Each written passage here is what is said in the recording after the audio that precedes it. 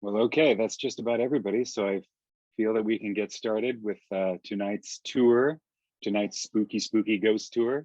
Um, Hello and welcome everybody. Thank you so much for joining us. Welcome to the Literary Pub Crawl's Halloween tour, just here for the booze edition.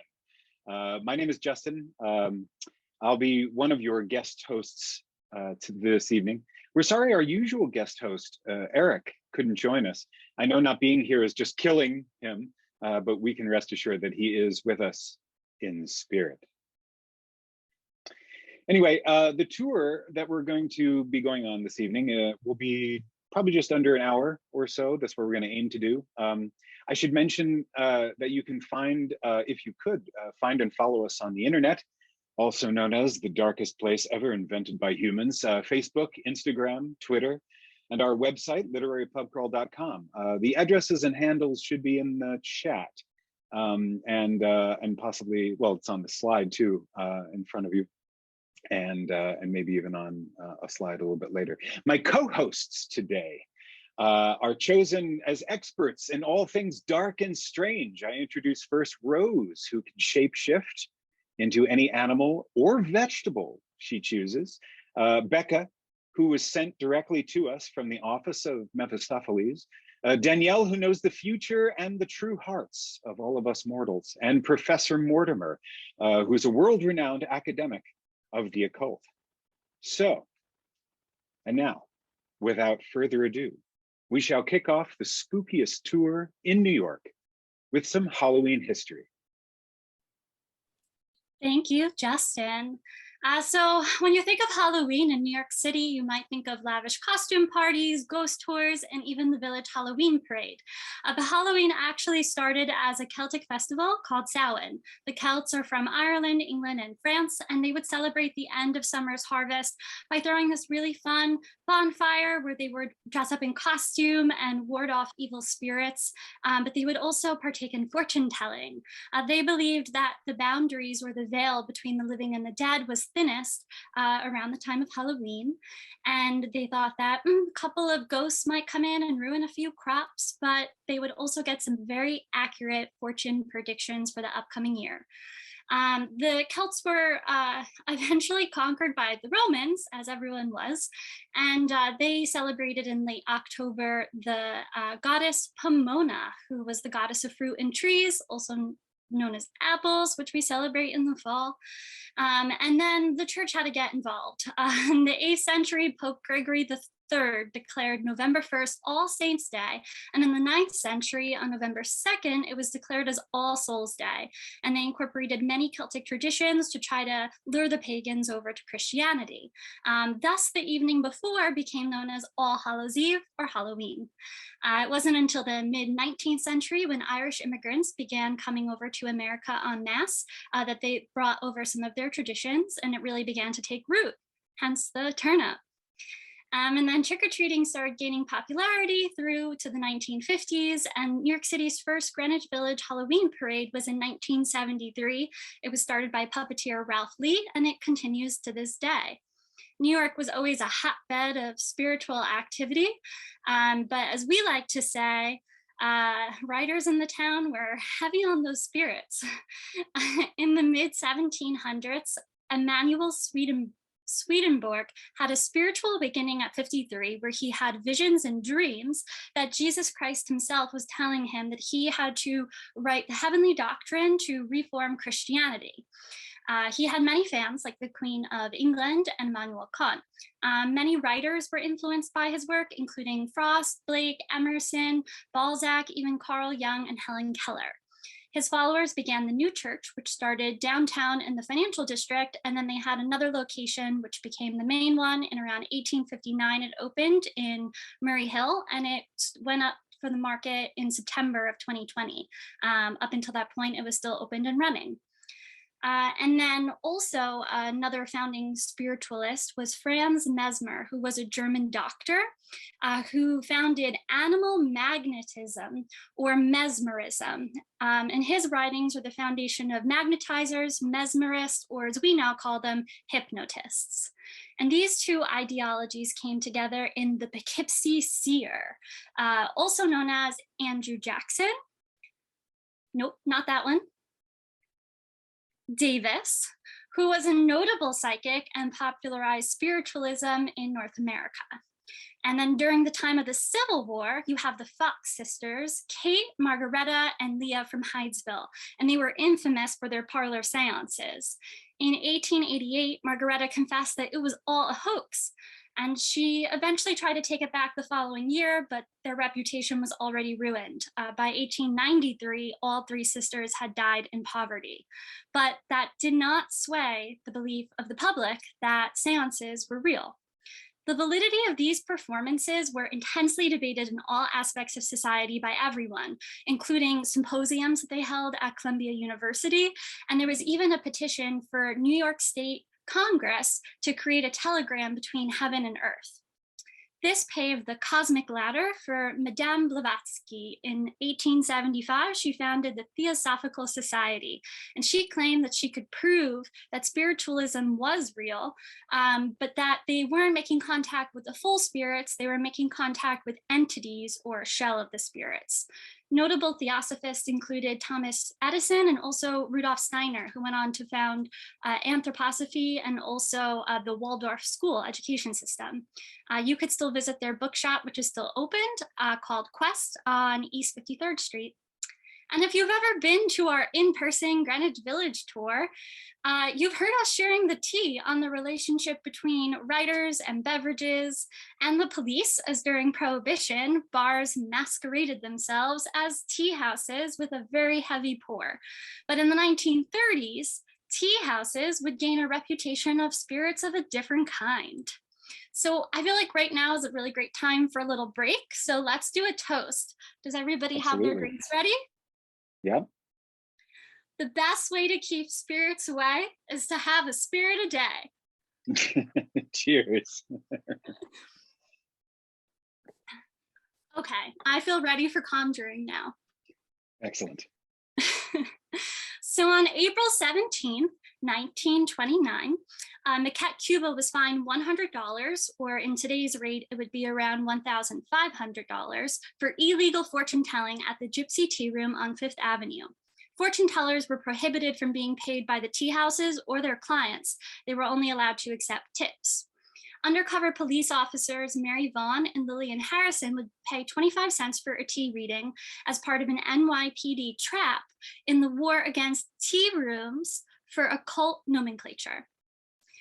I just love that phrase. So tea rooms were for ladies, and the NYPD had a real need for female cops in this war. So that brings us to police officer Mary Sullivan, who was New York's first homicide detective and also psychic jailer. She was head of New York's policewomen, and she actually led over 100 convictions of psychics within 6 months. On April 20th, 1934, the Gypsy Den, the Romany Tea Garden, and the Gypsy Sandwich Shop were all raided. Like Maquette, Romany Marie and her caravan of bars and tea houses, the kind Vanity Fair editors and Edna St. Vincent Millay would frequent, were raided often as well. So speaking of stories with detectives and magicians, I have for us a transatlantic ghost tale. So in the 1890s, some guy named Harry Houdini read some books like Revelations of a Spirit Medium to gain tips on how to be an illusionist.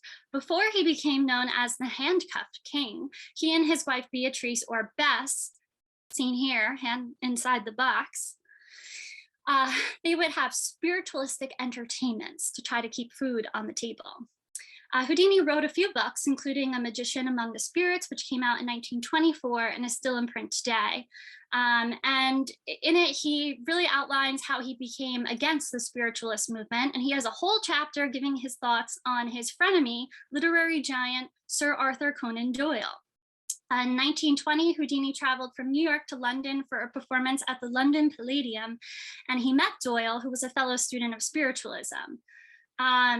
Houdini was willing to believe at the start of their friendship that some mediums were real, and Doyle would agree that some of them were frauds, but he knew which ones were the real ones.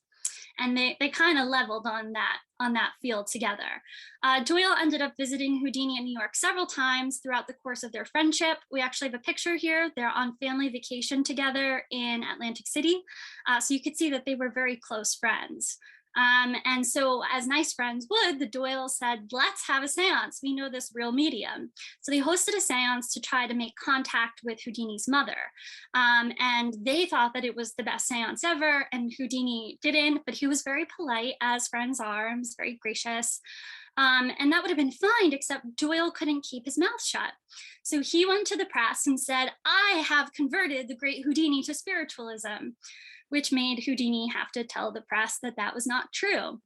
And this really bothered him, and he kind of doubled down on it. And that's where the friction began. He began touring and exposing mediums to the public, telling them all of their tricks. He went in disguise to different seances and basically showed how all of these mediums were frauds. He claimed to visit over 100 mediums in his lifetime, which might not sound like a lot, but they didn't have the internet at that time to look them up. So it's kind of a really cool feat. And like many a popular trope of friendship spoiled, a woman came between them by the name of Marjorie, or Miss Nina Crandon.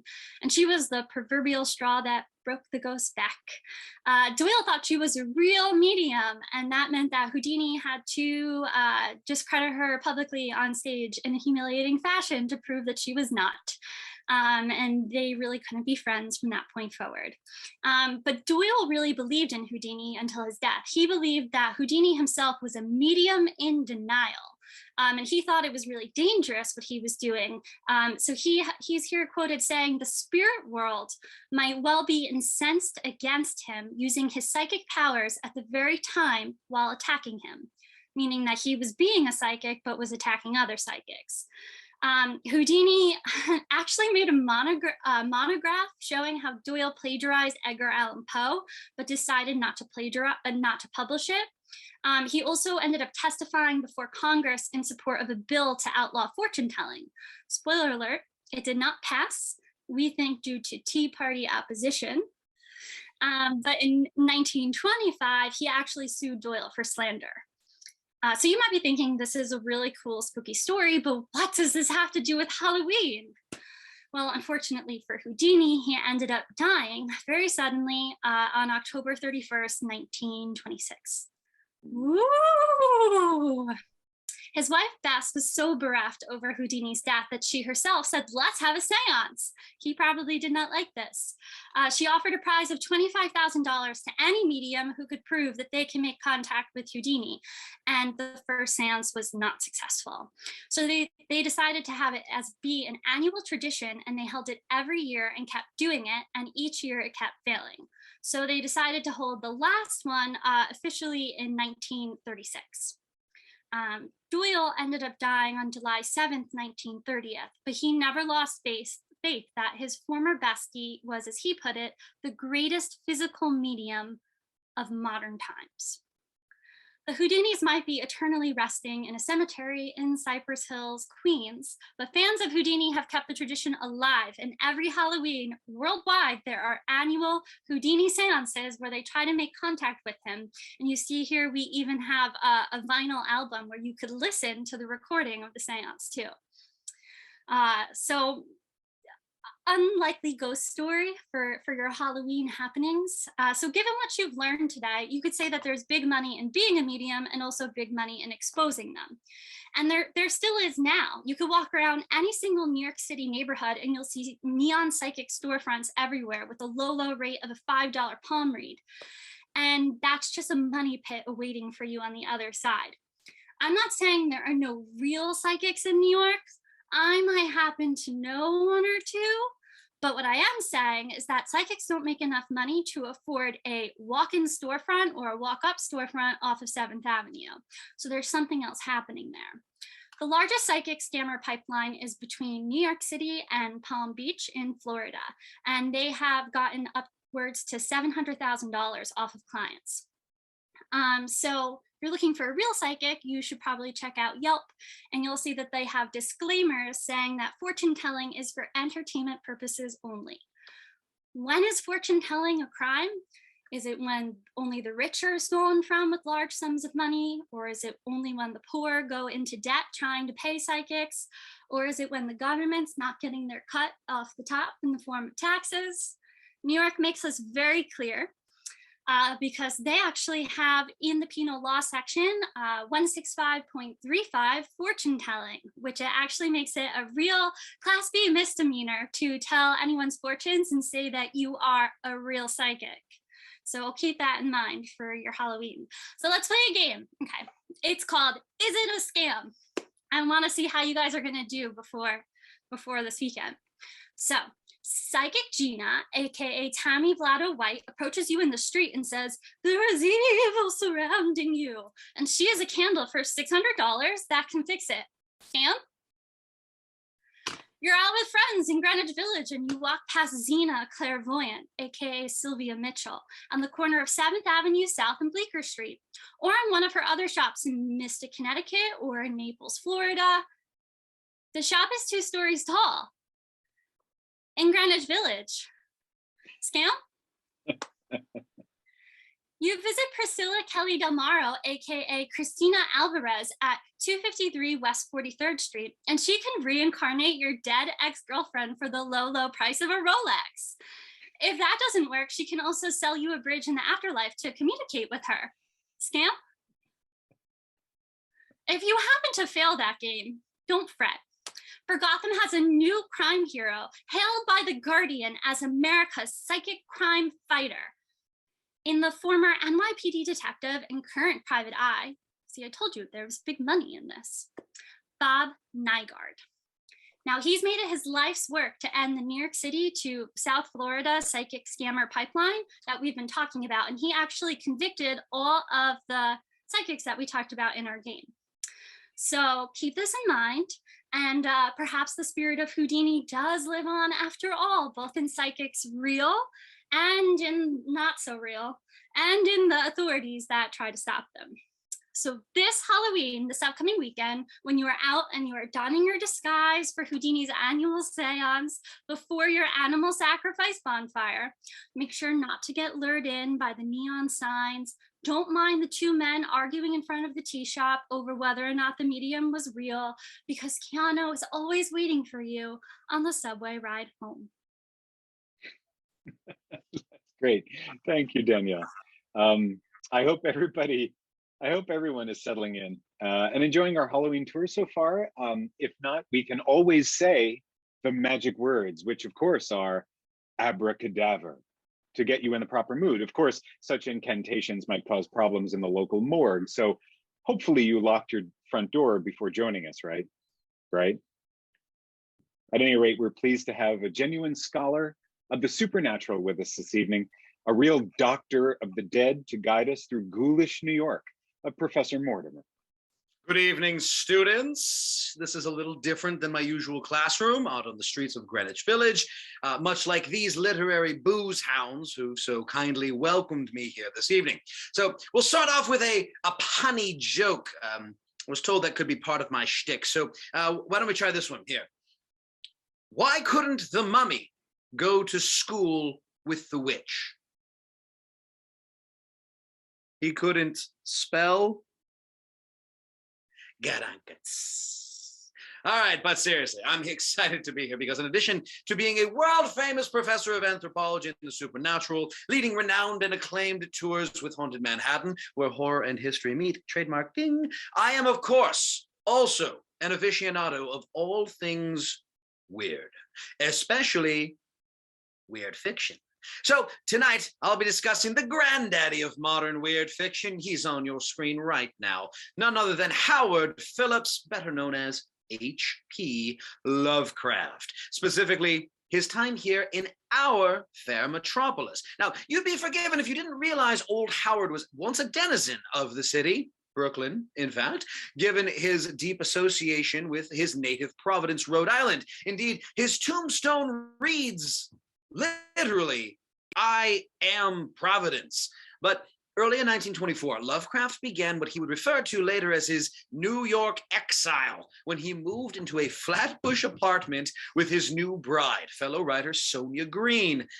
There's the happy couple right there. Now, Howard was fresh off of his success ghostwriting commission for, incidentally, the cat that Danielle was just talking about, the great Harry Houdini, a story called Under the Pyramids, published in Weird Tales as Imprisoned with the Pharaohs. Ooh. But things didn't go very well for Lovecraft once he got here to New York. His stories weren't selling, and now facing rejection even by Weird Tales, where previously he could have easily sold just about everything he wrote, due to a change, however, now in the magazine's editor. Additionally, his relationship wasn't going well. After that 2-year courtship, which was lovely, and apparently a very happy first few months of marriage, things soured between Howard and Sonia. By 1925, Howard had moved into a bachelor pad at 169 Clinton Street. Take our Brooklyn tour to see more about that. By early 1926, he moved back in with his aunts in Providence, and he and Sonia divorced.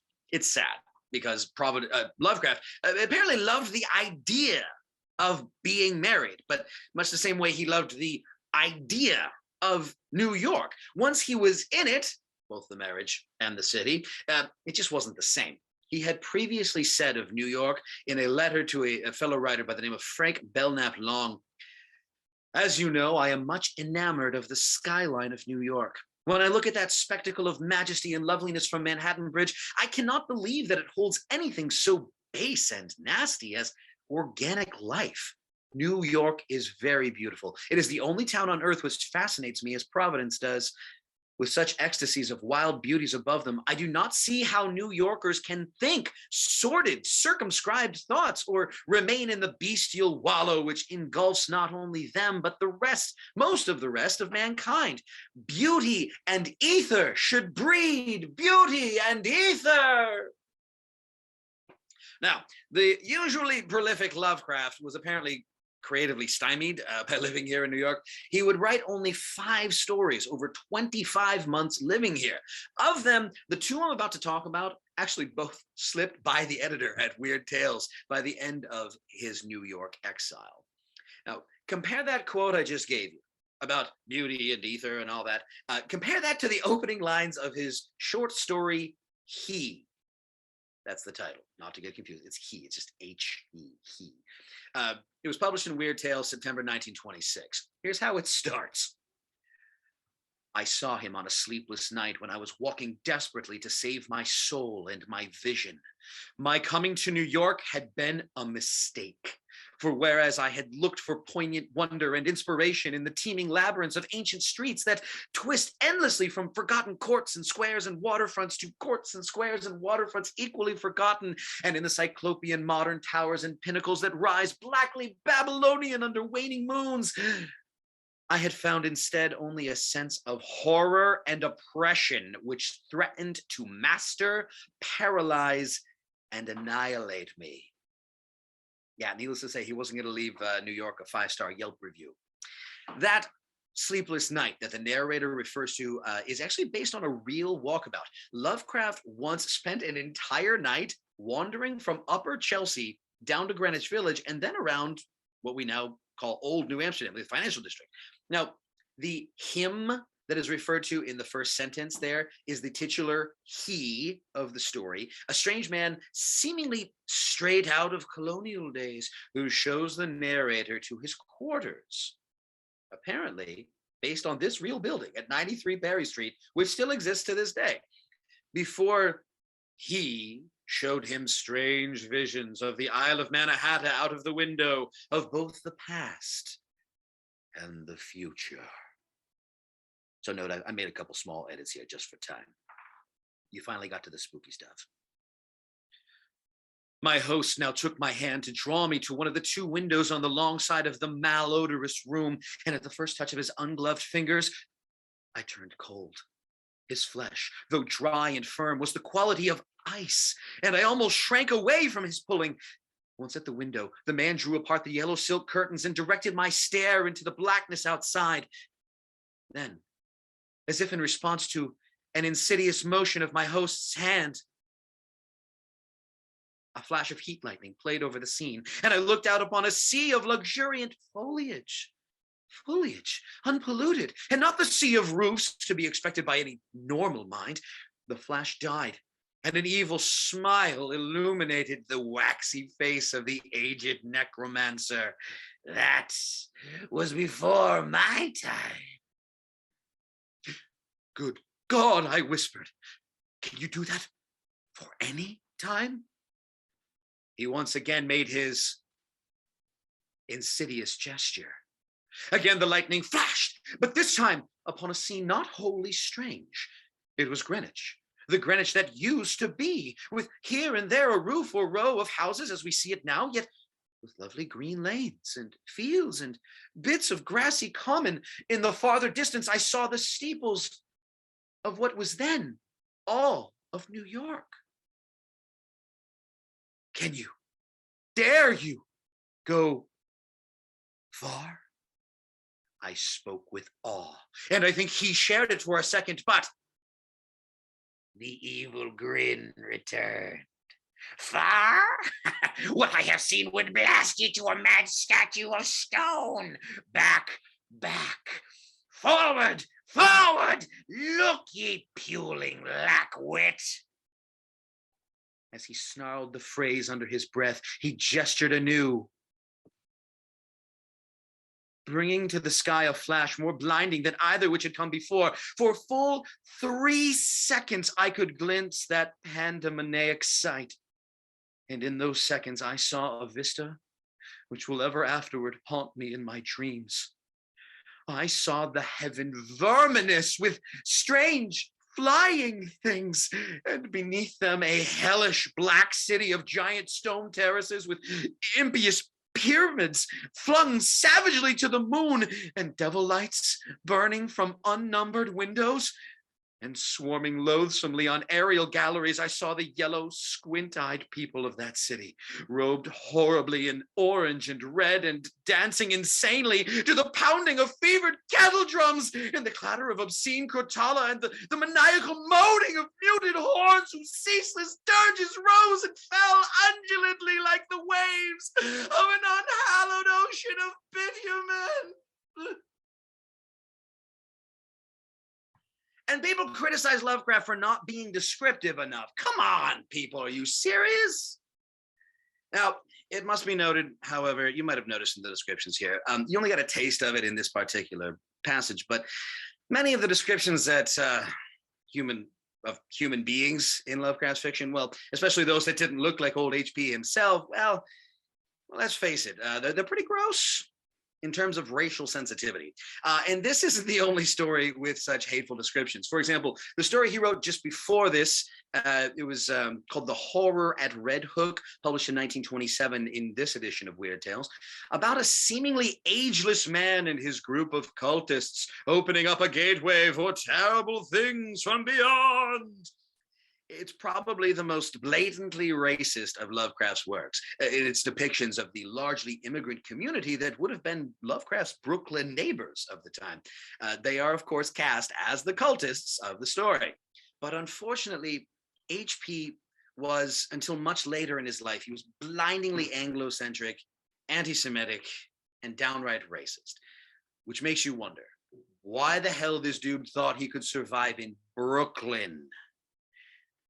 Now, thankfully, toward the end of his life, he mellowed out a lot on the racial hatred and by accounts actually regretted his youthful attitudes towards people who didn't look like him and other cultures. I'd recommend reading that story, though, The Horror at Red Hook, so you can better appreciate a lovely little novella by another New York-based author, where he uses the terrifying tale and terribly racist attitudes of The Horror at Red Hook to brilliant effect. It's called The Ballad of Black Tom by Victor LaValle. It follows a man from Harlem who's mixed up in the events of Lovecraft's story. Here, those terrors that are being summoned from beyond are nothing to the protagonist compared to what he's lived with here on Earth. A quick little bit from that story. I bear a hell within me, Black Tom growled, and finding myself unsympathized with, wished to tear up the trees, spread havoc and destruction around me, and then to have sat down and enjoyed the ruin. You're a monster then, Malone said. I was made one. Highly recommend giving it a read. It's basically anti-racist Cthulhu mythos. It's awesome. Now, when I started to prepare this mini lesson on Lovecraft in New York, I warned Eric and Justin and the team that so far as I knew, the ghost of Howard Phillips Lovecraft did not haunt this city. But it turns out, upon further research, I was wrong! This is why Literary Pub Crawl does research, folks. According to Nellie Kurtzman, this woman right here, the author's old place may indeed be haunted. Kurtzman is a book publicist, and for any Mad Magazine fans out there, this is the daughter of Harvey Kurtzman. And while living in Lovecraft's old pad at 169 Clinton, she reported hearing a deep, strange thrumming coming from the basement, which is even more disconcerting if you're familiar with the horror at Red Hook. She also experienced a strange incident where a picture she was hanging on the wall flew off of the nail, and then the hammer she was using disappeared, never to be seen again. Kurtzman told the New York Post she thought it might be the responsibility of the ghost of the notoriously anti-Semitic H.P. Lovecraft. Both she and her roommate at the time are Jewish. So I end with perhaps a ghost story? Maybe Lovecraft's ghost does indeed haunt Brooklyn, and he hates hammers. Regardless, thank you all for having me. I hope to see you on a pub crawl or a ghost walk very soon. Thank you, Professor Mortimer. As always, your instruction enlightens the darkness. You can catch more drops of blood-curdling knowledge from the professor and his colleagues at hauntedmanhattan.com. Also, his identical twin may or may not lead a pub crawl now and then. So you should be on the lookout for that if you ever join us in person. Professor, we know that you have a busy schedule documenting exorcisms, I believe, tonight. So if you'll allow us to send you off with a couple of toasts. The first one, to evil. Well, that one's probably a bit too short. So let me try another one. Here's to the witches. Here's to their cats. Here's to the hoot owls and whirring bats. Here's to the ghosties in robes of white. Here's to the thrills of Halloween night. Cheers, everybody. Now, it's time to really turn your lights down low and prepare yourself for a ghost story, some poltergeists of the past. The story was taken from the New York Times. A few weeks before Christmas in 1878, Edward F. Smith was at his home at 136 Clinton Avenue in Brooklyn when the doorbell rang. Smith opened the door but found no one outside. Curious. The ringing continued throughout the night and was eventually joined by a violent banging at the back door. But still, Smith could not identify a source.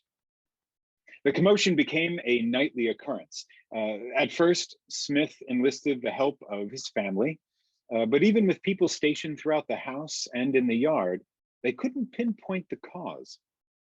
Smith sprinkled ash and flour along the path to the door, expecting to find footprints left behind, but the substances were undisturbed, even though the noises continued. So a few days went by, and Smith persuaded the authorities to look into the matter. A police captain and a detective visited the house, but they were utterly unable to fathom what was going on. So they returned the next night with reinforcements. That second night, a brick flew through the dining room window. It could have only been thrown from a path near the house, but officers stationed outside swore they had seen no one around. The house was thoroughly searched for hidden wires or anything else that might have solved the mystery, but the police found nothing. Even the wind was ruled out. Smith himself was skeptical at first that supernatural activity was taking place, but after 2 weeks of torment, he could think of no other explanation. The invisible cause of all the phenomenon was a sulfurous visitant, probably Satan himself. To this day, the strange noises reported in the New York Times have never been explained. But you can still visit this house today. It is still standing, it still exists, and some say it is as scary as ever. Pretty scary stuff, pretty. And we're about to get to the scariest moment. Scary, there it is, right there. That is an expensive house. Anyway, I now believe Becca will demonstrate a few hauntings at the Dakota, a building most of us don't have a ghost of a chance of affording to live in. Oh, I see what you did there. Thank you, Justin. All right, I am going to take you all on a nice little stroll to the northwest corner of 72nd Street and Central Park West. Now, some of you may know this particular spot when you stumble out of Central Park and you see that big Gothic building that looks like it belongs entirely to another place and time. And some of you may recognize it as the Bramford and Rosemary's Baby, or more infamously as the place where John Lennon breathed his last breath.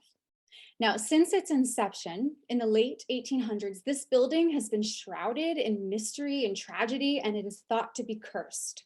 Now, strange things have happened. Celebrities have had untimely deaths. Spirits have been spotted, not just the kind that we like to have on this tour here. Now, we're going to dig a little deeper into the darkness that lies behind the walls of the Dakota. So where did this curse begin, right? Well, in a remote patch of land off the beaten path, consisting of old shacks and graveyards, naturally, and a man with a vision, Mr. Edward Cabot Clark. Now, Clark was a dreamer. He had this idea of luxury living apartments or family hotels in New York City. These were not a thing yet, and neither was the Upper West Side, believe it or not. But Clark insisted this was the way of the future. Now, some sources suggest that the Dakota got its name from newspapers criticizing it for being so far away from everything downtown that it might as well be in the Dakota Territory. But what's more likely is that Clark was obsessed with the Wild Wild West, so he liked to name things after it. Now, Clark got all this money to build the Beast from co-founding the Singer Sewing Machine Company. Yes, that one, with Isaac Merritt Singer. Now, if anyone made a pact with the devil, as they say, it was definitely one, if not both, of these men. Now, Clark had amassed a fortune of about $26 million in the 1800s. Mind-blowing. And Singer, he came from literally nothing, like a town called Pittsville, and he also amassed a huge fortune, and he always had at least 2 wives at a time and 22 children that we know of. People often said of him that he had the devil in him. Now, sadly, in 1882, smack dab in the middle of construction, Clark was struck with malaria, and he died before his vision ever even became a reality. It has been rumored, though, that before his death, Clark he dabbled in communicating with the dead. He would apparently hold seances at the building site. And I was trying to figure out why, why this sudden urge to have a seance at your construction site. And it turns out that both his father and his eldest son had actually died in 1880, just a few months before construction began on the Dakota. So it's entirely possible that Clark was just working through some stuff. It's also worth noting that his own apartment in the Dakota, it was being designed with sterling silver floors, which I imagine would be very hard to clean, making it an odd choice, unless you were trying to communicate with the dead. Because in the spiritual world, you see, silver is used not just for the healing and protection as we've seen in lore, but also to enhance one's psychic abilities. So one theory is that Clark perhaps actually opened up some sort of portal to the other side during construction, which allowed the spirits to come and go as they pleased ever since. Now, in the spirit of levity, not to be confused with the levity of spirits, a little joke for you. Justin, why do ghosts pick their noses? I'm not sure. Why is that? It's to get the boogers out. Thank you for indulging me. Well done. So Well done. construction on the Dakota was completed on October 27th, 1884. That means birthday is tomorrow. And it made it the first luxury apartment building in New York City, which is now, it's everything that everyone wants here. It was the definition of lavish. There were 65 apartments, no two alike. They had 14-foot high ceilings and renting at today's equivalent of about $30,000 to $150,000 per month. It was fully booked through World War I, and it's still one of the most desirable addresses in the city today.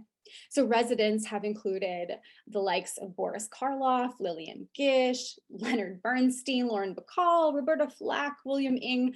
The list goes on, Judy Garland, Carson McCullers, but it's also very, very select.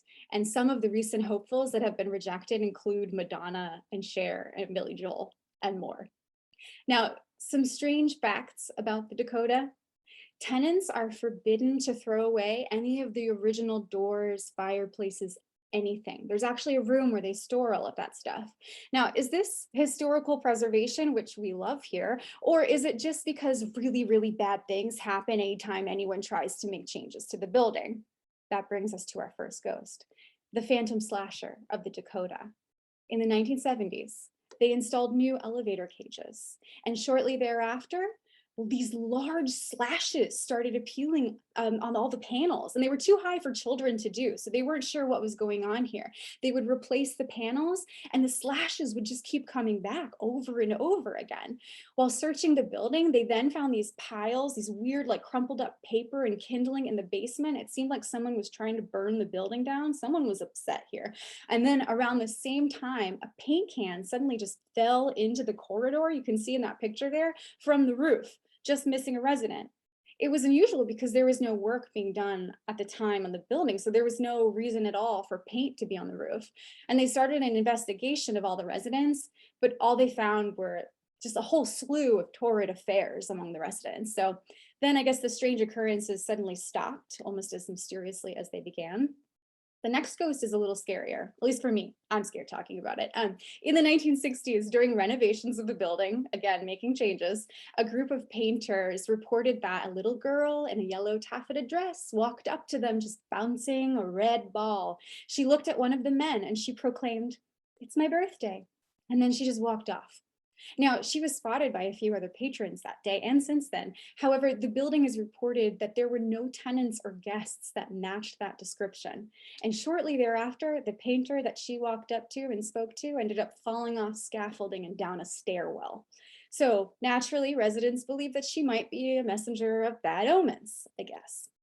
Now, John Lennon's time at the Dakota comes with 3 less ominous ghosts.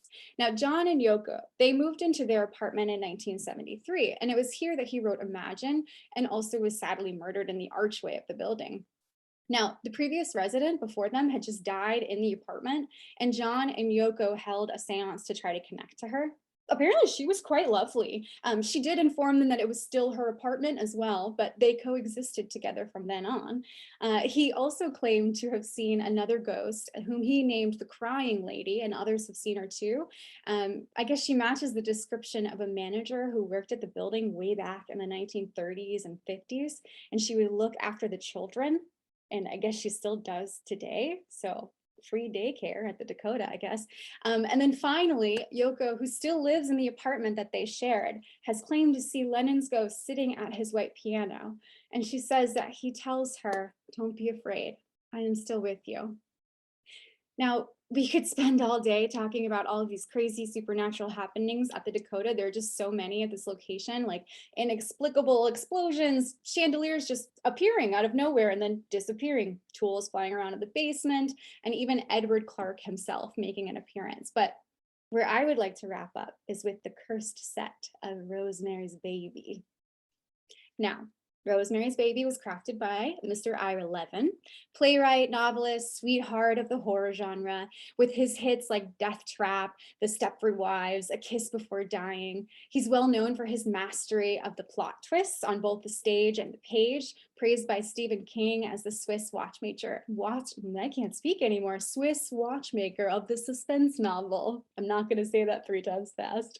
Now, when Levin wrote Rosemary's Baby, well, he had had some success. He'd only released 1 novel and a couple of plays, and he was searching for the next like juicy story, right? So like any restless writer, he turned to what was immediately around him.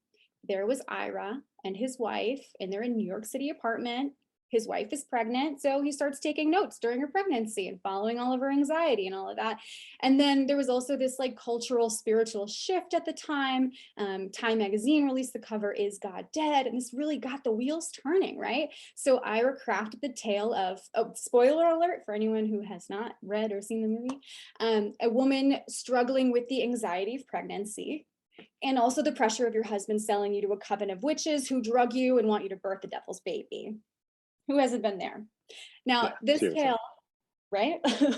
This tale took place at the Bramford in both the book and the movie, which was based on the Dakota. And many believe that the curse of the Dakota struck again when this film was made. This is the part that I like to call the bad stuff that happened. Now, producer Robert Evans claimed that the whole time that he was on set at the apartment building, he felt this distinctly eerie feeling. Later in life, Evans was allegedly involved in this really serious murder plot that we're not going to go into today. Midway through filming, Mia Farrow's husband at the time, Frank Sinatra, decided to divorce her and actually had the papers served to her on the set of the movie in front of all of the cast and crew. She was devastated, of course. She tried to get out of the movie, but they convinced her to stay. Now, shortly after the film's release in 1969, the film's composer, Christoph Komeda, while at a party with the crew, he was accidentally pushed off a cliff by his good friend in this picture here, and he fell into a coma. He apparently woke up only once when someone played Rosemary's Lullaby, which he wrote for the film, and then he never regained consciousness again. He was only 37, and fans of the book can't help but tie his fate to that of the character Hutch, Rosemary's friend, who mysteriously slipped into a coma and never recovered. Not great. And that very same month, actually, the producer of the film, William Castle, started experiencing kidney failure and he had to be hospitalized. Now, he allegedly started hallucinating scenes from the film from his hospital bed, yelling, "Rosemary, for God's sake, drop the knife." Now, this dude was not new to the horror genre. Like, he's directed House on Haunted Hill, 13 Ghosts. He's a legend in that world. But after working on the set of Rosemary's Baby, he became convinced that the whole production was cursed. He never had a hit ever again. He suffered 3 strokes while giving a toast to Wes Craven. And then he later died of a heart attack just after the novel's 10th anniversary. This stuff is weird, right? Now, then just a few months later marks the very tragic night where the director of the film, Roman Polanski's pregnant wife, Sharon Tate, was slain by the Manson family. She had actually desperately wanted to play the role of Rosemary, and she spent a lot of time hanging around the set. And she even appeared in the background of one of the party scenes. Now, some suggest that Ira Levin escaped the curse. However, similar to how Guy offers up Rosemary to a whole group of Satanists for a good role in a play, I mean, what actor hasn't been there? Ira uses personal details from his wife's pregnancy for this hit novel, and they ended up divorcing the year that the movie was released. He was then also shunned by the Catholic Church, and he became increasingly paranoid, to use his words, terrified and reclusive in his later years. And he was saying, "I feel guilty that Rosemary's Baby led to The Exorcist and The Omen. A whole generation has been exposed, has more belief in Satan. I don't believe in Satan. But of course, I didn't send back any of the royalty checks." So is it cursed? Is the Dakota cursed? Is the ghost of Edward Cabot Clark just protecting his dream home? Or is it just a series of very, very unfortunate events? I will leave that to you. But also, let's be honest, is there anyone out there in the city who wouldn't make a deal with the devil for a pre-war rent-controlled apartment with 14-foot high ceilings on the Upper West Side? I rest my That's case. an excellent question. Yeah, no, that's good. Thank you, Beelzebub. Thank you for that. I think you've taught us a valuable lesson that that underestimating what we don't know of the supernatural would be a grave mistake. And now I think we should have another toast. This is an old favorite of ours. It goes like this: "Filled with mingled cream and amber, I shall drain that glass again. Such hilarious visions clamber through the chamber of my brain. Quaintest thoughts, queerest fancies come to life and fade away. What care I how time advances? I am drinking ale today. Cheers." Thank you, Edgar Allan Poe. Put that right there. So if you've ever wondered why we mutilate and display pumpkins on Halloween, there's an Irish folktale for that. There are many versions of lore about a man named Stingy Jack. What they all have in common is that he was, first of all, a foul drunkard, second of all, tight with money, and third of all, an excellent con man. He thrived on manipulating people and felt no shred of humanity or kindness for anyone. So word of his vile reputation eventually reached Jason Sudeikis, well, really Satan, who took interest and put plans in motion to meet Jack. One evening in rural Ireland, one of Satan's devils hid, waiting for Stingy Jack to run into him. When Jack came across the devil, he saw a deranged face with wide eyes and an evil grin staring back at him. Stingy Jack instantly recognized evil, as I think we all would looking at this picture, and realized that his time was up and that the devil had come to collect his soul. He begged for a final request. Jack told the demon that he wanted to have just one more drink before he had to depart the world. And so they went to the nearest tavern. One drink turned into another, and then it was time for them to settle up. And Jack, of course, didn't have any money. So he turned to his new drinking buddy and he suggested that since he was a devil with magical powers and there was no way to leave without paying, the devil should transform himself into a piece of silver to settle the tab. The devil obliged, but instead of paying, Jack put the coin into his pocket right next to a crucifix Jack happened to be carrying. The devil couldn't change back into his evil form, so now Jack had won over on the devil and made him make a deal. If he would leave Jack alone for about a decade, Jack would release him from being a coin.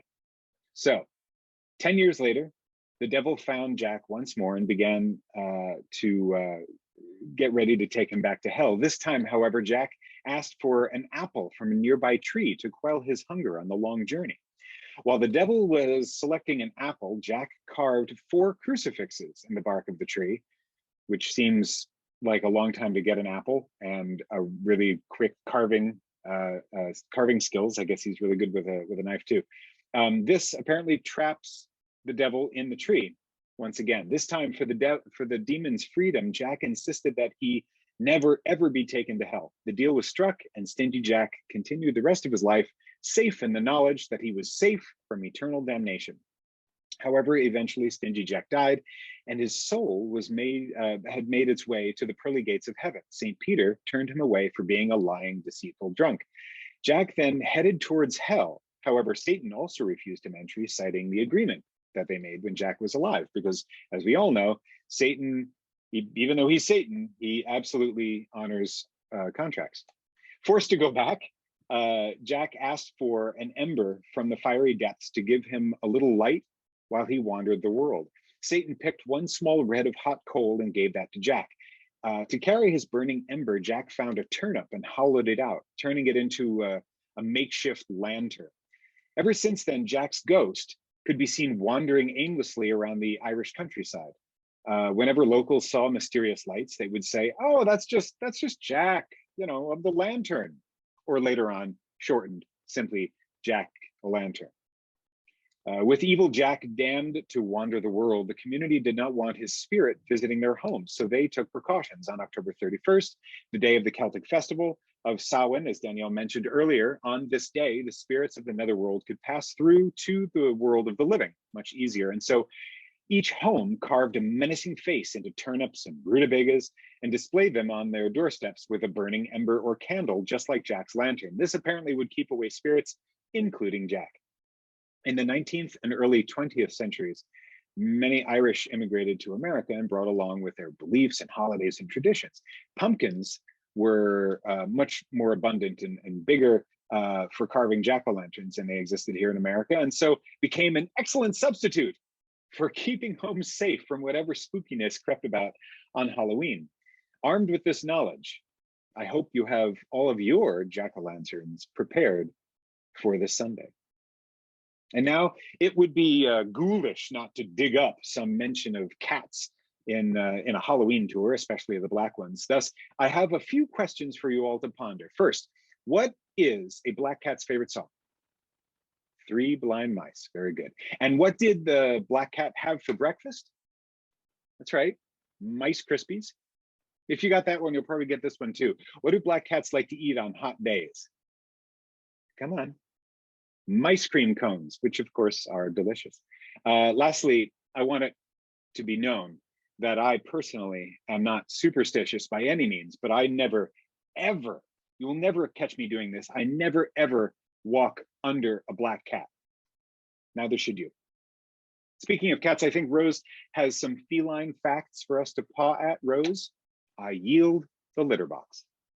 I do, and thank you very much. I will say, as a cat, I have communed with Satan many times, and I can concur that he is a very fair man.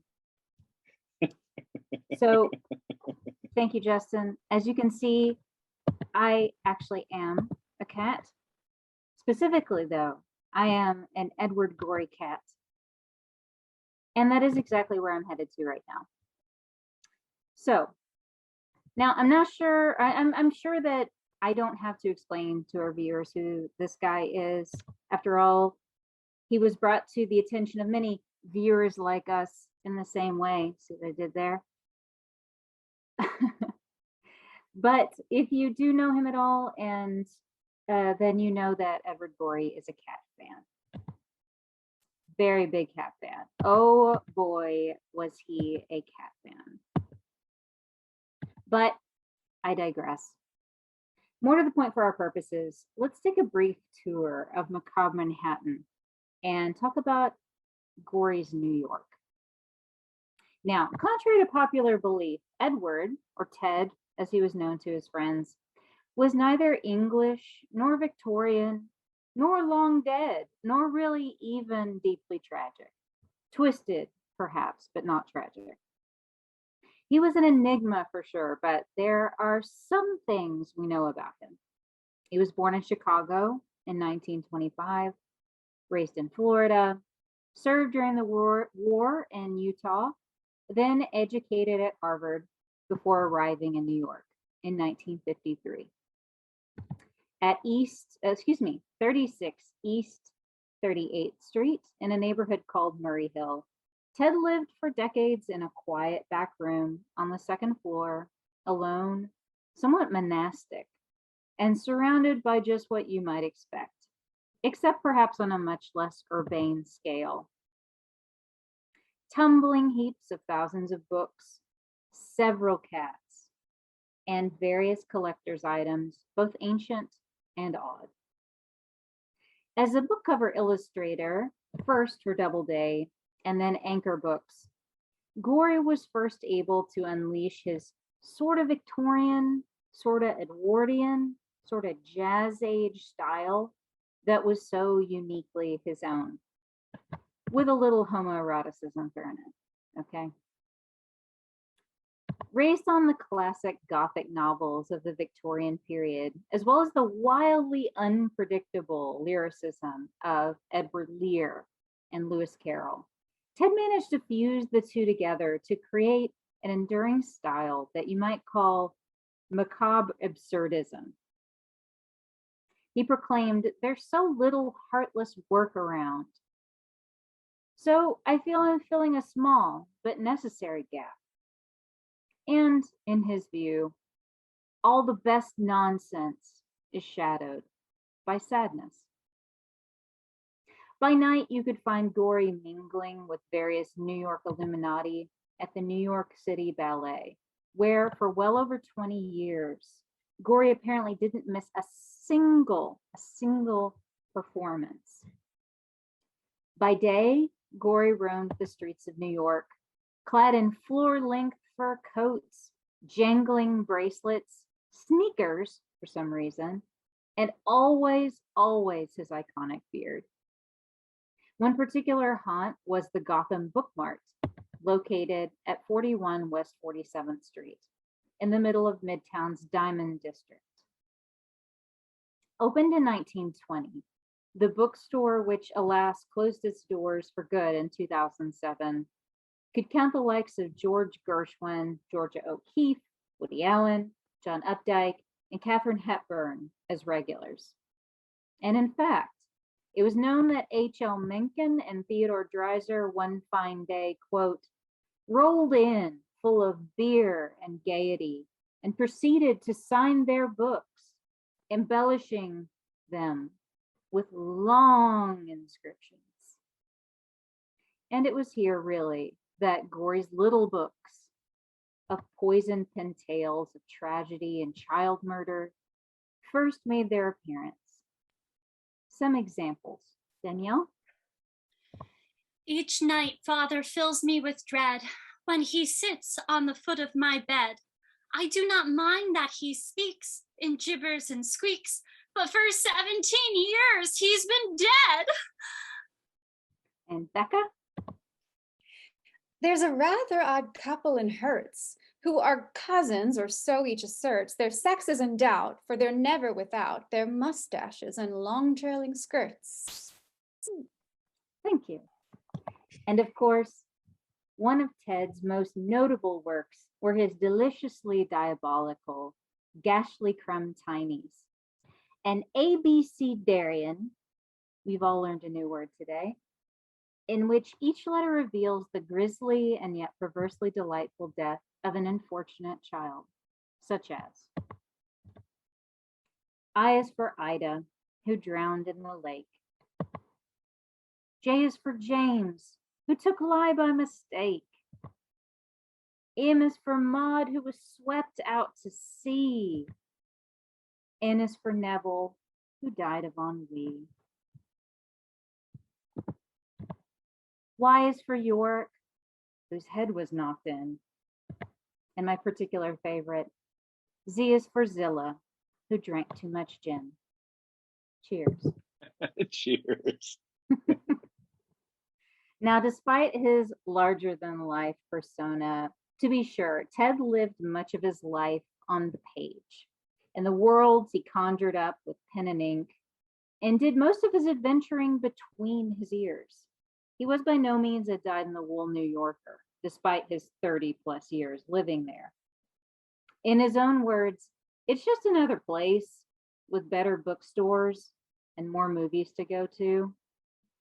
No, an Anglophile at heart, the one who never actually bothered visiting the country, Ted eventually lived out the rest of his days in Cape Cod, giving puppet shows and continuing to add to his menagerie of curiosities.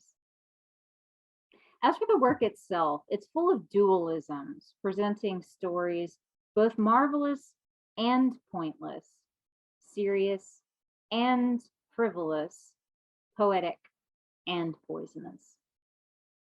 At its core, something that was central to Gory's creative philosophy was its ability to allow its readers the freedom to fill in the gaps within its willfully ambiguous language. And whether they ever care to admit it or not, many creators are indebted to the macabre humor Gory created, the likes of Neil Gaiman, Tim Burton, Alison Bechdel, Daniel Handler, who wrote the Lemony Snicket series, and even Wes Anderson. So, to end things, I suppose it helps to paraphrase a line from one of Gory's own little books, The Utter Zoo. About Ted Gory, what can be said? There was just one, and now he's dead. And great. just a little side note, a little plug for a book here. Mark Derry wrote a book about 3 years ago that's probably the most complete biography of the very enigmatic and hard to trace Edward Gorey. As they say, he was an enigma wrapped in a riddle, or so to that effect. But it's a great book and I recommend it. And so back to you, Justin. That's awesome. Thank you, Rose. We seem to be at the end of today's tour. Thank you very much for joining us. So before you go, though, let's review 7 valuable lessons that we've learned from this evening to help us on this Halloween weekend. First of all, apparently the veil between the land of the dead and ours is shockingly permeable during Halloween. So maybe we're all lucky that more weird stuff doesn't happen. Second, cats. Cats are obviously minions, familiars, portents, and vessels for all manner of evil. They are sneaky, silent, sharp, and would eat us if we were smaller prey. However, they are fluffy. Spiritualism and fortune telling are not to be dismissed out of hand. The practices surrounding the occult speak to some deep part of us and are permanently bound to our history and who we are. H.P. Lovecraft is a unique and deeply unnerving writer. He's also world-class, grade A, unsympathetic jerk. Many truths can exist at the same time. Do not move to the Dakota building. It is very easy to fool the devil. And lastly, should you live in Edward Gorey's head, you should probably avoid nearly everything. So with that, please find and follow us on Facebook, Instagram, Twitter, and of course our website, which is literarypubcrawl.com. I want to thank you all so very much for joining us. We had a lot of fun, and I hope you did too. And thank you for joining us this evening, and have a very spooky Halloween. Good night, everybody.